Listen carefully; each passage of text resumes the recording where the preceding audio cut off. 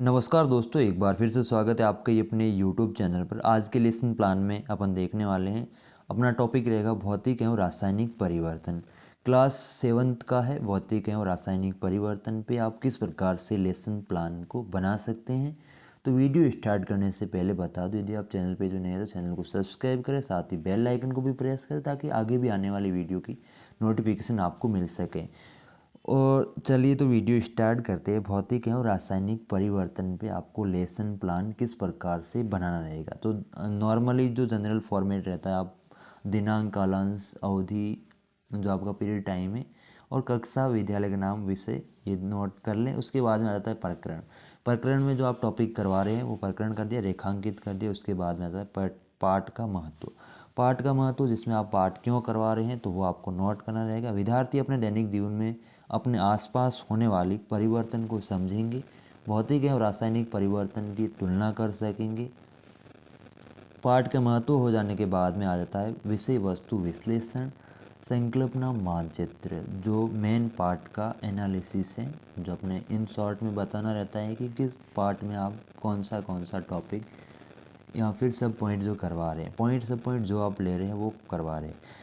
जो main analysis है, इसमें मेन टॉपिक रहेगा भौतिक एवं रासायनिक परिवर्तन। इसमें भौतिक गुण में परिवर्तन होता है, रंग, आयाम, अवस्था, आकार।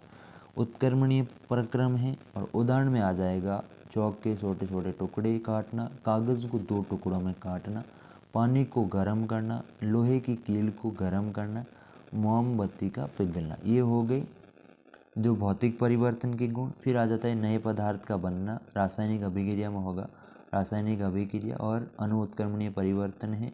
उदाहरण के लिए कोयले का जो दहन, लोहे पर जंग का लगना, मोमबत्ती का जलना। इस प्रकार से ये हो गया विषय वस्तु विश्लेषण।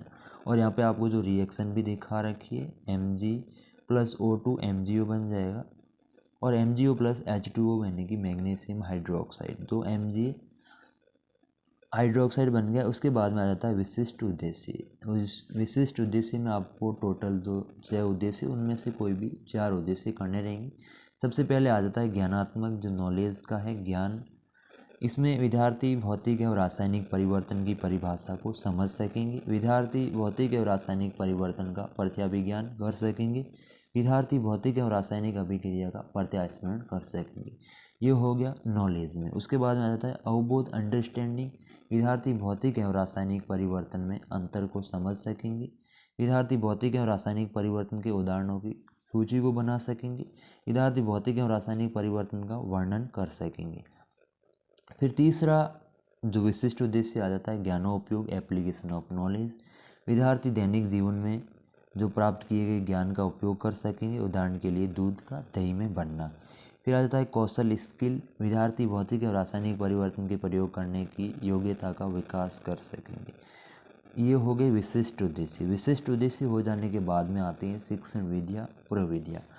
जो आप विद्या यूज लेंगे, शिक्षण विद्या में आ जाएगी व्याख्या विधि, प्रयोग, प्रदर्शन विधि। प्रविधि में समूह कार्य, गतिविधि कार्य। ये हो जाने के बाद में आती है सहायक सामग्री। जो शिक्षण सहायक सामग्री है, चौक, डस्टर, पॉइंटर, लपेट फलक, मोमबत्ती, माचिस, कागज़, रबड़ बैंड। जो आप यूज लेते हैं वो सहायक सामग्री में लिख देनी। उसके बाद में आता है पूर्व ज्ञान। विद्यार्थी अपने दैनिक जीवन में होने वाले परिवर्तनों की सामान्य जानकारी रखते हैं। पूर्व ज्ञान हो जाने के बाद में आपको प्रस्तावना करनी रहती है।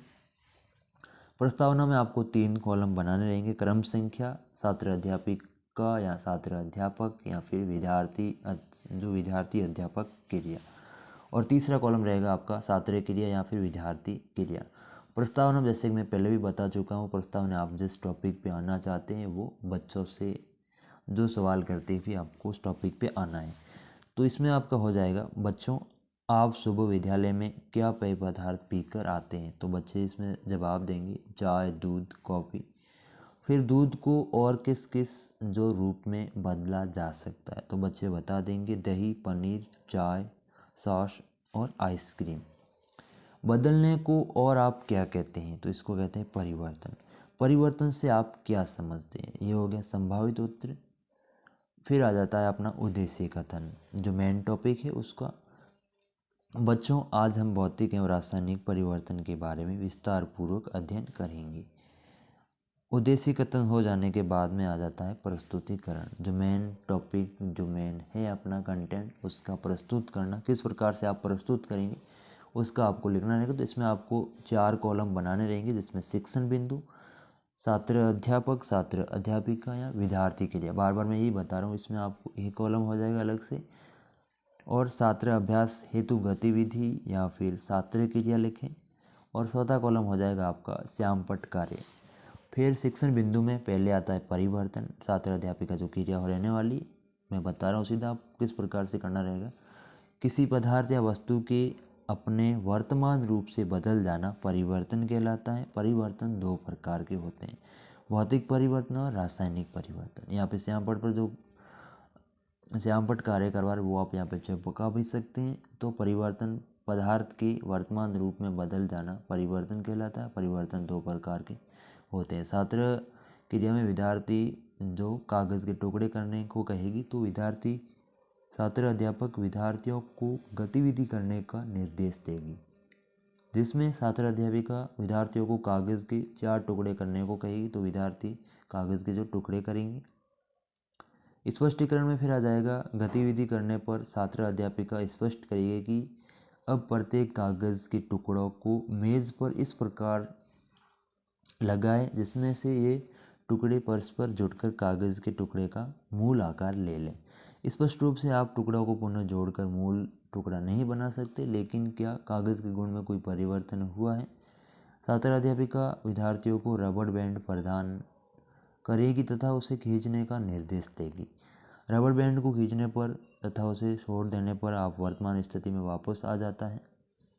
छात्र क्रिया में क्या हो जाएगा, विद्यार्थी जो शिक्षण बिंदुओं द्वारा संबंधित गतिविधि को करेंगे और विद्यार्थी जो रबड़ बैंड को खींचेंगे। इसमें जो रबड़ बैंड जहाँ पे दे रही है रबड़ बैंड को खींचेगी। जो आप बोर्ड पे करवा रहे हो वो भी आपको कर देना। भौतिक परिवर्तन जो एग्जाम्पल लिए आपने, कागज़ के टुकड़े करना, चौक के छोटे छोटे टुकड़े में तोड़ना, पानी को गर्म करना।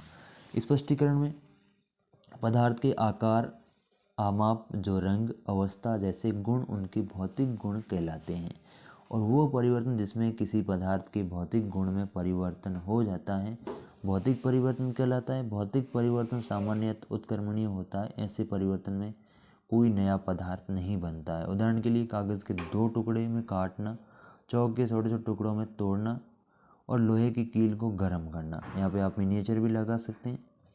ये हो जाने के बाद में आ जाता है अपना सेकंड टीचिंग पॉइंट, जो रासायनिक परिवर्तन। परिवर्तन में भौतिक परिवर्तन देख लिया, फिर आता है रासायनिक परिवर्तन।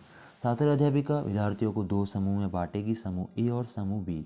छात्र अध्यापिका समूह ए में मोमबत्ती को जलाने के लिए कहेगी तथा समूह बी में कागज़ के टुकड़े को जलाने का निर्देश देगी। विद्यार्थी क्रिया में क्या आ जाएगा, विद्यार्थी समूह में सावधानीपूर्वक आवश्यक जो प्रयोग करेंगे, जो निर्देश दिए जा रहे हैं उसको आवश्यक जो प्रयोग करेंगे। सावधानी पूर्वक काम करने का निर्देश देगी, जिसमें प्रश्न फर्स्ट रहेगा, मोमबत्ती को जलाने पर क्या हुआ। अंत में प्रयोगों का निष्कर्ष की प्राप्ति भी छात्रों से ही की जाएगी। तो इसमें प्रश्न रह जाएगा, मोमबत्ती को जलाने पर क्या हुआ, उसका निष्कर्ष जैसे कि छात्रों से होगा। कागज़ के टुकड़े को जलाने पर क्या हुआ। ये हो जाने के बाद में फिर आएगा स्पष्टीकरण। मोमबत्ती को जलाने पर मोम ठोस अवस्था में गैसीय अवस्था में परिवर्तन हो जाता है। पहले मोम जो ठोस अवस्था में होता है वो गैसीय अवस्था में परिवर्तन हो जाता है। कागज़ को जलाते हैं तो ये जलने के बाद राख में बदल जाता है और गैसों का एक धुआं निकलता है।